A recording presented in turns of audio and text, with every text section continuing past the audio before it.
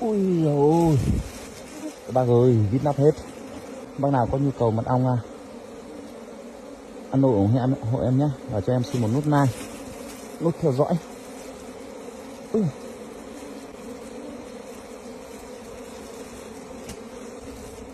Miếng này gần như là không có con nhộng nào mọi người, có ít thôi. Trong đây cũng thế. Ui giời. Ui.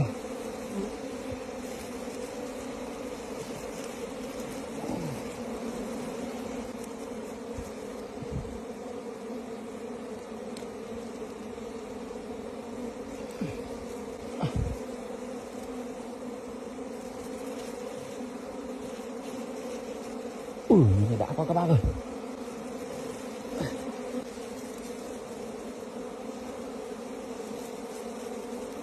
Ui, tổng mật.